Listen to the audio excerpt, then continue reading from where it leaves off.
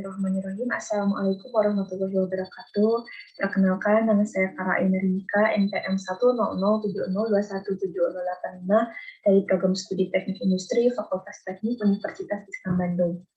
Pada kesempatan kali ini, saya akan mempresentasikan hasil dari penelitian saya yang berjudul Pengukuran Kinerja Rantai Pasok Halal dengan menggunakan pendekatan Substitution Operation Reference atau SCORE pada PT Soka Cipta Niaga.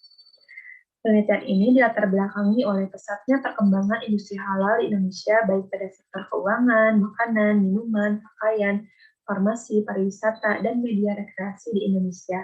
Berdasarkan The State of Global Islamic Economy 2020-2021, jumlah sektor industri pakaian Indonesia sebesar 57,9% yang menginjak tingkat ketiga dari 15 negara peringkat teratas, dengan pertumbuhan sebesar 4,2% dari tahun sebelumnya.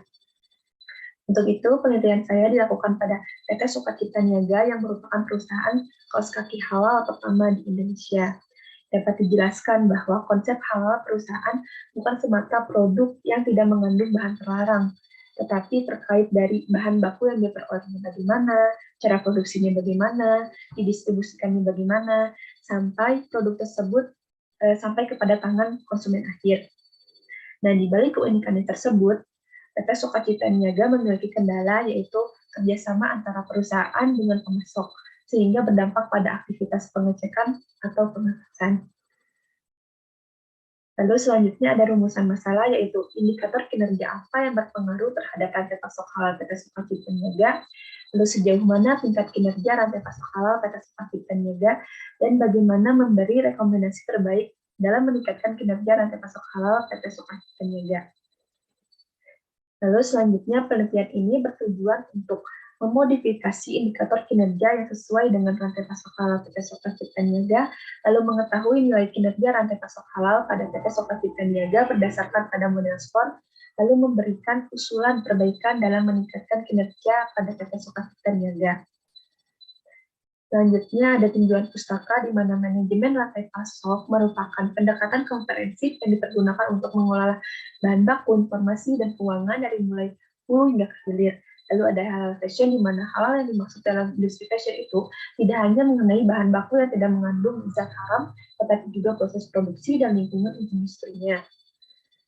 Lalu selanjutnya ada supply chain operation reference, yang merupakan pendekatan yang dapat mengutarakan permasalahan rantai pasok mulai dari hulu hingga ke hilir dan dapat mempresentasikan aktivitas rantai pasok dengan memperhatikan 5 proses dasar, yaitu plan, source, make, deliver, dan return. Selanjutnya masuk ke metode penelitian, di mana metode ini dilakukan dengan proses studi lapangan, lalu masuk ke proses studi literatur, lalu menentukan perumusan masalah, menentukan tujuan penelitian, menentukan batasan masalah, dan masuk ke proses pengumpulan data, di mana pengumpulan data ini dilakukan dengan 2 tahap, yaitu data primer dan data sekunder. Lalu masuk ke pengolahan data, di mana langkah awal yaitu pengumpulan kinerja rantai pasok berdasarkan SCORE, lalu masuk ke proses menentukan ke KPI, lalu masuk ke proses pembobotan menggunakan AHP, dan langsung masuk ke proses normalisasi rantai pasok dan nilai kinerja rantai pasok, dan masuk ke proses analisis, dan yang terakhir masuk ke proses kesimpulan dan saran. Di sini ada strategi penelitian, yaitu penelitian dilakukan dengan metode kuantitatif dengan teknik wawancara dan kuesioner, di mana wawancara ini dilakukan dengan pihak manajer HRD dan supervisor logistik. Dengan kuesioner, yaitu menggunakan kuesioner perbandingan berpasangan menggunakan metode AHP dengan skala 1 sampai dengan 9. Lalu masuk ke pengumpulan dan pengolahan data, di mana pengumpulan ini didapat data purchase order dan data produk cacat selama 8 periode terhitung mulai dari penelitian dilakukan.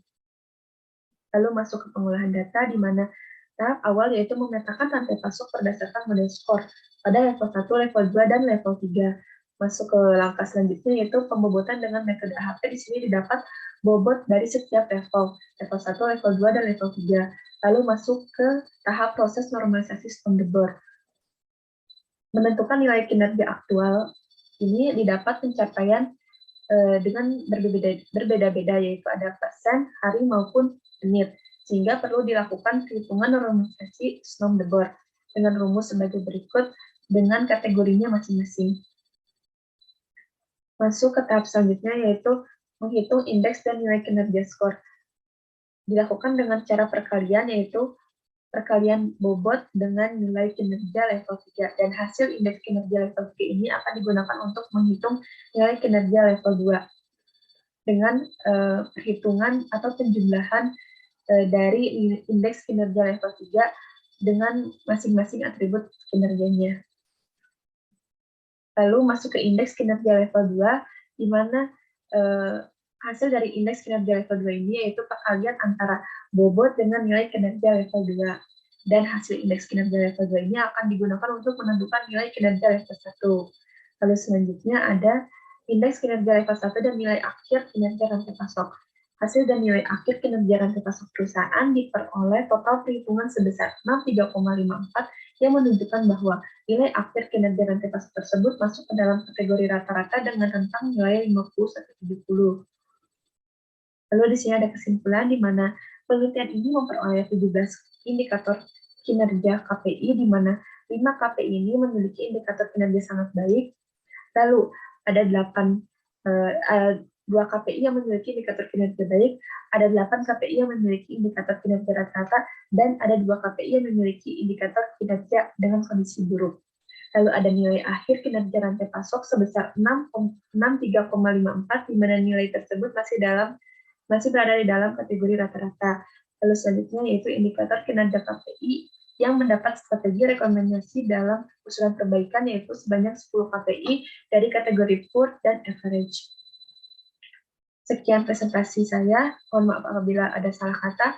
Wassalamualaikum warahmatullahi wabarakatuh.